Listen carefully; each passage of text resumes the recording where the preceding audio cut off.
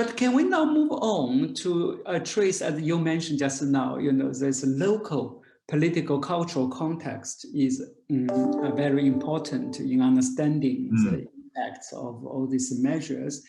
Then can we trace securitization of mobility into to the earlier policy debates about the safe migration, which I know is your topic that you have worked on for a few years. I assume the book is either out or is on the way about the migration. Yes. I think audience will be very interested in knowing your research itself, regardless the connection with the COVID. But is there any similar thinking behind this? Okay, we're not going to stop migration, but we want the migration to be conditioned into certain type of mobility, therefore safe. I mean, how was the safety defined and how was implemented? And what's the impacts? Yeah. Yes. So the short answer is yes. There are quite a few connections here. So similar to what we discussed earlier in terms of a COVID context. So what I've done is that I've been looking at safe migration as a concept for several years now. And this comes out of earlier research I've done primarily in relation to human trafficking interventions in Southeast Asia, particularly in the Mekong region. And so the reason for me looking into this is that it's become apparent to me that there's been a bit of a shift from anti-trafficking discourses to a few other kinds of discourses. And one of them, not the only one, but one of the key ones is safe migration. So suddenly you have the UN, the United Nations, several NGOs, and even some governments talking about safe migration. So it's one of these buzzwords that's been, kind of deployed a lot for the last, maybe 15 years or so, maybe a bit longer now. And so it's sparked my interest to sort of, this is interesting. Why is it that people talk about safe migration? What do they mean by it? And as an anthropologist, above all, what do people do in the name of safe migration? How does this become policy and different programs and so forth? And now, so I should also say that when I talk about safe migration, I'm primarily interested in this concept in the sense of how, say, aid organizations, what do they actually do when they say they do safe migration? So it's a very empirically orientated kind of question I'm asking. But to just sort of connect this to this idea of territory and securitization, we see this very much in the safe migration discourse as well, that when we talk about safe migration, let me first perhaps just give everyone who's listening to this just the gist of what is meant usually by safe migration. So all right, so what we have is partly you get organizations who advocate for legal pathways for migrants. And that is in itself not new. It's not very surprising. Guest worker programs and so forth, that's existed for a very long time. There's nothing particularly new about that. But what safe migration discourse tends to kind of include is a realization that legal migration, so say having passports and work permits for migrants, does not necessarily automatically achieve good outcomes for migrants. So there is a recognition that often that is not enough. For example, it is many aid organizations know this, that migrants, if they have passports and work permits, they can still have problems. Sometimes indeed, as we know from research too, say migrant workers, maybe their passports are withheld by their employer and that kind of thing. So there's a kind of recognition that although legal migration pathways is something they want to advocate for, there's something more that needs to be addressed. And this is taking us sort of away from just looking at legal migration to safe migration. And so, for example, often in programs, there's some focus on, I guess, what we can, just refer to as or what we will recognize as social capital as academics. So this idea that networks, who matters in migration. So, for example, going with a broker or a trafficker, that can be a bit dangerous, right? But if you go with your friend, if you migrate with your friend who already been migrating, then that might be safe, for example. So they're making assumptions around social relationships and how that modulates safety through migration, right? And then the third component might be that this connects also to ideas around behavior and awareness of migrants, right? So by training migrants before they leave, then they, and that can be things like, traveling with passport, but also knowing who to call if you're in trouble, migrating with a friend who already been across the border.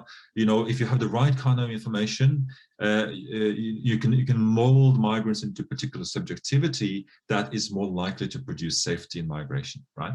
So this is kind of the nutshell, if you like, of safe migration. So now let me loop that back to this point about territory and securitization. What fascinates me analytically about it is that, similar to what we've seen in COVID, is that on the one hand, we see a move from a kind of territorialized logic to a security logic in safe migration discourse. So if you contrast that to anti-trafficking interventions, trafficking often is highly territorialized. So for example, operating shelters for traffic victims. Basically what you do is that you're creating a container, like say a shelter, and then you have people within it, and then you have policy around it. It's a kind of contained model in terms of how it's done, right? But safe migration is really putting this idea of mobility should unfold. It's not about stopping movement, it's not about stopping mobility. To the contrary, often it's about enabling migration flows that are safe, whatever that might mean, right? So it moves from this sort of territorialized logic to something else. And to take us to this point about security, so we talked before about these sort of anticipatory logics around security, this idea that you are intervening before it happens. We see this, so I mentioned before this idea of training migrants before they leave. We see this, and this is not just in the Mekong region, we see this around the world, pre-departure training of migrants. This is what this is. It's, the policy is happening before any problems are meant to possibly take place, right? You are intervening ahead of time. It's preemptive, this preemptive logic. And if you think about it, passports, legal documents, they operate a bit like this too in some ways. I'm thinking we can go back to scholars like Deleuze and so forth, who's done work on security, and even Foucault.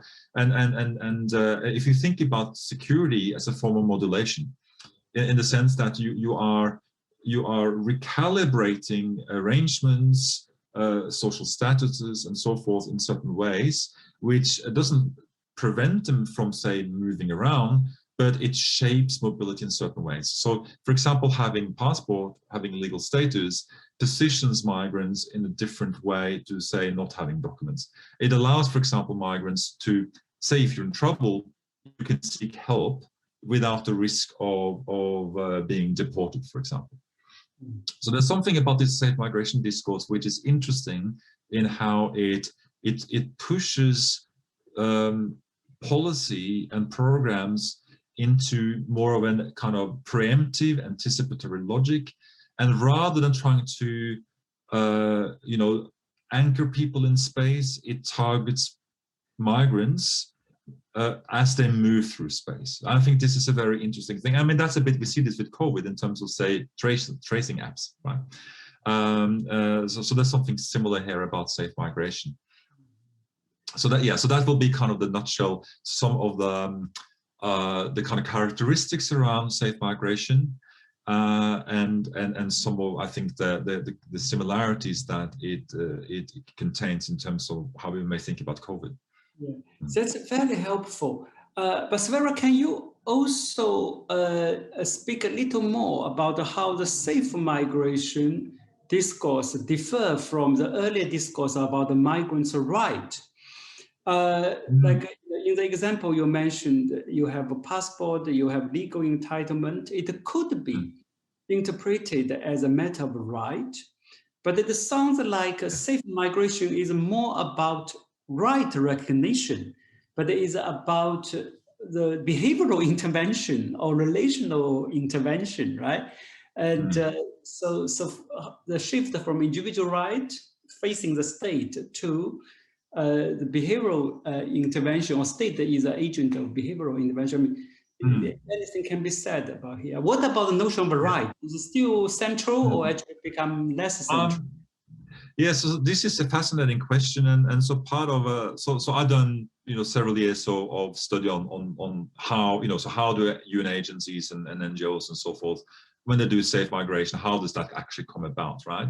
And one of the things that is very clear from all of this is that, as with a lot of other buzzwords in any policy setting, is that what's important about buzzwords, and safe migration being one of them, is that it is sufficiently vague that it can mean different things to different people. So what's so for example, safe migration, you have on the one hand several human rights organizations and NGOs who are inspired very much by human rights frameworks, who advocate for this, and they consider safe migration to be a way to strengthen say rights for migrants, right? So for example, previously, one of the critiques of, say, anti-trafficking interventions is that in practice very often it becomes border control in disguise, right? So repatriating a trafficked victim sounds much nicer than deporting an illegal migrant, right? And a lot of aid practitioners have become quite aware of this, so they have become quite critical of anti-trafficking. So safe migration might be then one of these other words they use, and the thinking here is that when you talk about safe migration, it opens up a space where you are, rather than questions about labor exploitation and worker rights becoming kind of co-opted by border control policies. If you talk about safe migration, you put the welfare of migrants front and center, right? And then that becomes a way to then speak about entitlements of migrants, and thereby, by extension, rights. And I think in practical terms, one of the few sort of places where we see this, how it manifests through actual activities, will be through things like, say, compensation claims for migrants. So where a lot of NGOs and others who work on this, that becomes the entry point in practice, or how they try to expand and improve migrant workers' rights. Where you have migrants, they end up in situations with work accidents, underpayments, and other kinds of labor abuse. They will then use that as a sort of a springboard for trying to push for migrant rights, for work conditions, standards in terms of occupational health and safety and whatnot. That being said, what's interesting, as I said before, it's a buzzword, and buzzwords can appeal to different actors. One thing I found in my research is that what's interesting with safe migration is that state actors too can be quite keen on this vocabulary, and for different kinds of reasons.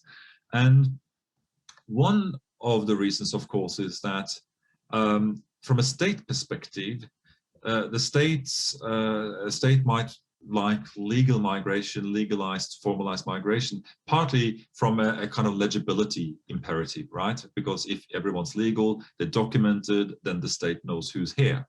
But then if you say it's safe migration, and I've spoken to government officials about this, and from different countries, where I remember particularly one person I interviewed from a fairly influential donor country on safe migration, from a Western government, who said this to me in an interview, that the reason we call it safe migration is that it has also to do with how it kind of pleases NGOs and others in terms of, say, things like human rights. What we really want. What this person actually said? Why do we talk about safe migration? This, Sverre, it's James Scott. It's seeing like the state. That's what the official said. The very well-read, academically inclined state official. He said that this is about James Scott. It's about legibility. The state talks about safe migration because it really wants to monitor migrant populations, but we say safe migration because then that makes it more appealing to a human rights discourse and to NGOs and others. So this is interesting with these concepts. I think how they buzzwords are always fuzzwords, right? They are fuzzy, and therefore they can mean different things to different people, and that's why there's a kind of a gravitas and a kind of momentum around them. I think precisely because they are sufficiently vague that they can mean a range of different things to different people.